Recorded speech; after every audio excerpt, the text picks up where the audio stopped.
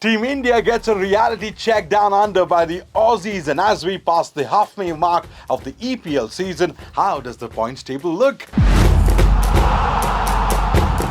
Welcome to another fantastic episode of The Locker Room. My name is Pijosh, joining you every week right here on Radio 1's YouTube channel to talk about what's trending in the world of sports. Let's begin with some cricketing news.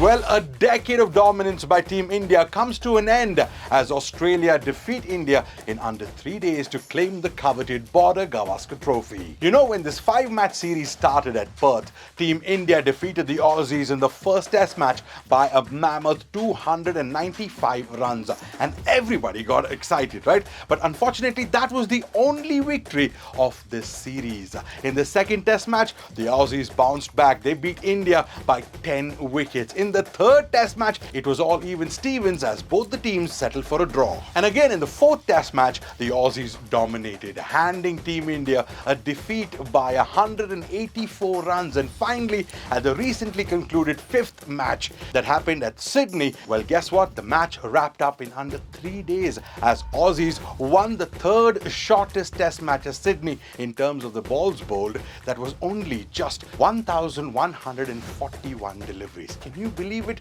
They managed to win the series by 3-1.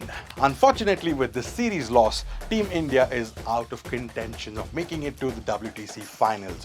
But it also raises a few eyebrows about the form of our batters. Rohit Sharma, King Kohli, well, they had an unhappy series, right? But for me, the one person who really stood out was Bumrah. He had a great series because at one point it looked like it was between Jasprit Bumrah and the Australian batters, right? He picked up a total of 32 wickets in this series and was aptly awarded the player of the series. Bumrah definitely was the silver lining for Team India in this series, right? But I want to ask you about our batters. Do you think they need to get more match practice on foreign pitches as they get ready to meet champion teams, or should they work on their mental approach? If you have a thought to share, do comment below. Moving on, let's talk about some footballing news.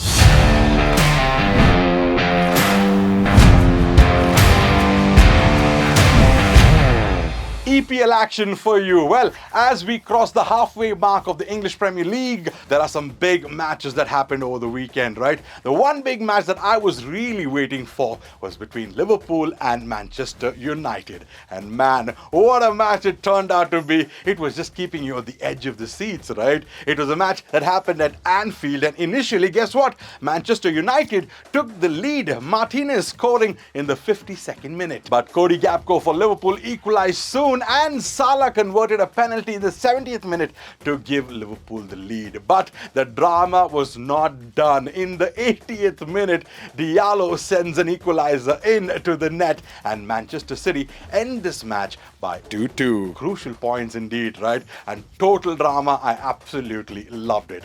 Meanwhile, Arsenal boss Mikel Arteta said he had never seen anything like Brighton's controversial penalty to earn a 1-1 draw against the Gunners. Tottenham too had a disappointing weekend after they lost out to Newcastle, and that too at home by 2-1. But it was all smiles at the Etihad Stadium because Manchester City, they were back at winning ways after they managed to beat West Ham by 4-1.